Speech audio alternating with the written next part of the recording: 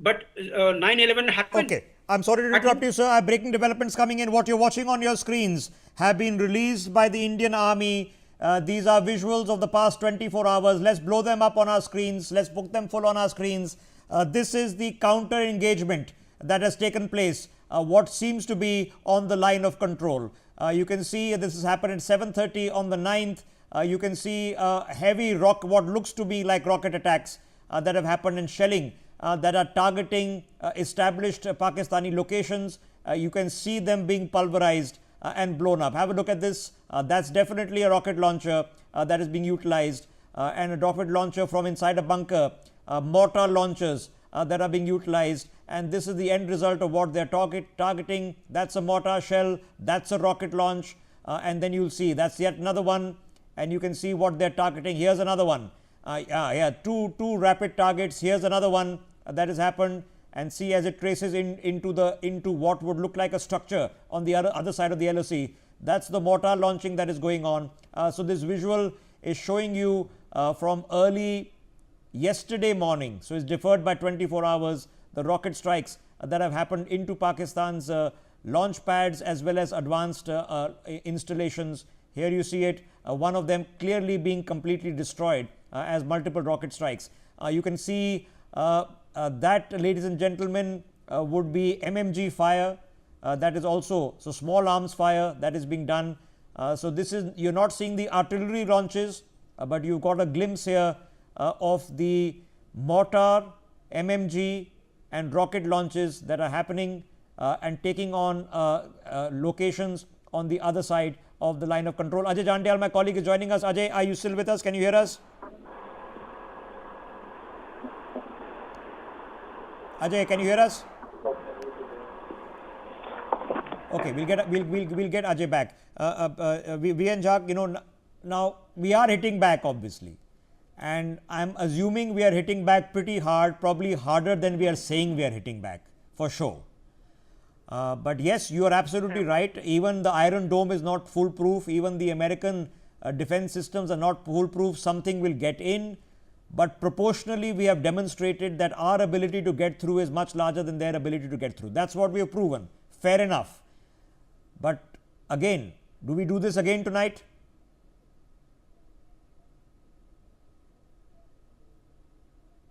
Morning, if you know, your reporters must be giving a feedback that many of our bases, many of our civilian areas have been hit today morning, from today morning onwards. It is happening constantly, Rishabh, whether we can close our eyes and assume that nothing has hit us. Look, air defense is a passive way of countering, but military doctrine, dictates, I don't suggest advice, it dictates that you put the enemy onto the mat. And that is where most of us, we are slightly baffled that India has got all those assets at its hand. Leave aircraft. Aircraft is one way of putting the enemy on the mat.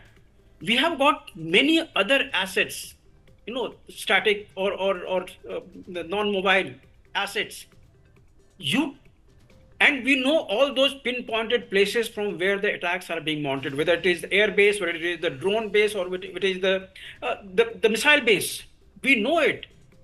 We have got assets in the sky, which will tell us pinpointed. It will give us a coordinate. So why are we waiting for them to launch? Rishabh, this baffles me as an Indian Air Force person.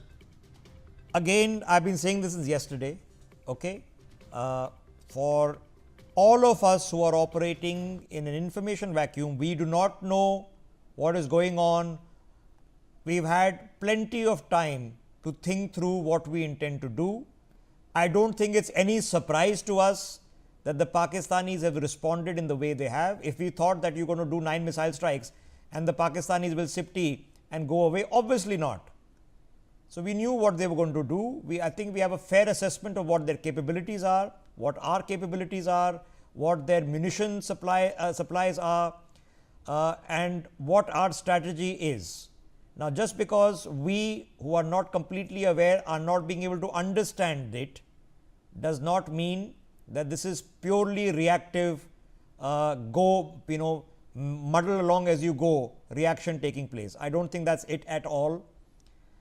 But yes, it is reasonable for us to draw open conjecture that if indeed our war aim was to target terrorist infrastructure in Pakistan, what was the success we achieved on the 9th? Clearly there was some. Did we actually eliminate some high value targets? Destroying a couple of buildings of course achieves nothing, right?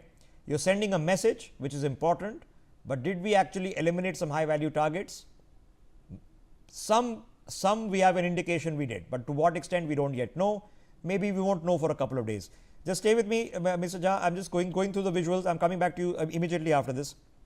Now, what you are seeing subsequently is that your war aims have to then change. If the Pakistanis have escalated to what is now, yes, and I use the word undeclared because obviously nobody's declared war. But if you're targeting Jammu, Amritsar, Jalandhar, Firozpur, these are cities with people and it's indiscriminate targeting. These are not precision strikes. So, you are at war. Now, what is then our war aim? What is it today? Is it to prevent Pakistan from continuing this war, or is it to continue attrition until they run out of whatever munitions they have and sue for peace? Is it to create a leverage position with Pakistan? These are open questions. We don't have answers for them. We will not have answers for them which are from the people who are making the decisions, because I promise you one thing, we are yet to hear from PM Modi. He is not spoken to the public yet. And he will speak, I am drawing a safe assessment, when he is comfortable that we have achieved something significant. I don't think we are in a country anymore that believes in damp squibs. And there's a second caveat I want to put out there, that it is under this establishment that we have changed the goalposts. After 26/11, if we were having the same conversations that how we'll hit the Pakistanis and what we'll take out and can we take out their war fighting capabilities and terror infrastructure, our response was a dossier. We wrote a book with the DNA evidence and fingerprints and audio recordings. So, the goalposts have been shifted. Now we are debating whether we are or should be destroying Pakistan's Air Force's fighting capacities in a stroke, whether we should be targeting GHQ Rawalpindi, whether we should at the very least conduct more missile strikes, whether we should in fact blockade the Karachi harbour. So, the goalposts are different from what they were after previous terror attacks. So, I want to put the caveats out there before we continue this conversation. Mr. Jha, finish your thought, then I want to get Sanjeev ji into this. Rishabh, before I leave your channel, I just want to say two things. One, that when we, the ex-service officers, we speak to you with the loads of our years of experience in the armed forces. I have 39 years in the armed forces. So when I'm speaking to you anything regarding the armed forces and armed forces approach right now, I'm telling you those 39 years in my perception. So please take it that way. Today's thought process may be slightly different. Government of India may be having a different approach. That's fair enough, because they are in the position of taking decision today, and that must be respected and regarded. That is one thing.